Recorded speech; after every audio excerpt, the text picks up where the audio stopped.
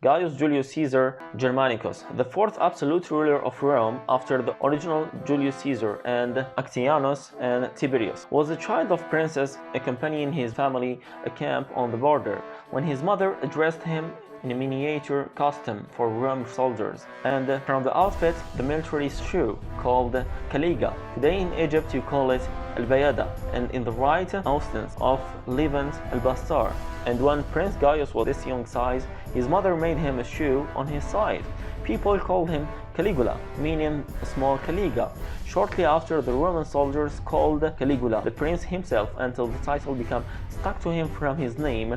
He was the first king named on his shoe, and when God blessed the king and he became an emperor, despite his keenness to multiply his names and official title through his life, he remained referred to as the latter shoe, until the historians include him with their books with this strange title, Emperor of Shoe.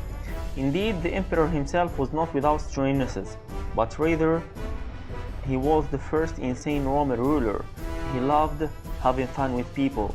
He once said that Rome is a garden with heads, waiting for him to reap it. And I don't know if Al-Hajjaj ibn Yusuf heard something from the stories of the emperor, or whether the similarity between Caligula's words and "I see heads have mourned" is merely a recitation of thoughts.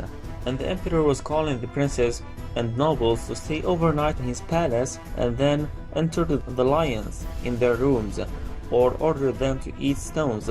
If they refused, he was killing them. He was commanded to kill the children and then look at the wound because he believed that he could see the future in his death, or he believed that if he stared at the fresh wound, he would see the future in his dream.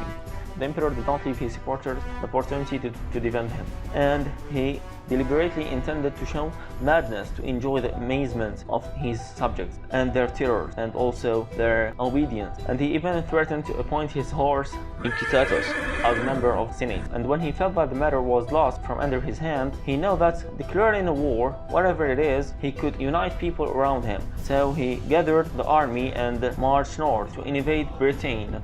When he reached the coast of the Gaul, which is France today, he got scared and he commanded his soldiers, and instead of invading Britain, he went to war on Neptune, the sea god, and he gave a military order to wade cavalry and pedestrians in the waves. And as soon as they do, he announced that the sea retreated in front of him and that he triumphed, and instructed them to collect snails and seashells from the shores as loot. In Rome, he declared himself a god and included a temple for twin god Castor and Pollux in his palace. So he made the chest of the temple the place of the balcony of the palace. So when he went out to his balcony, he earth standing between the two idols as if he is the third of them, and he called people to give him offerings.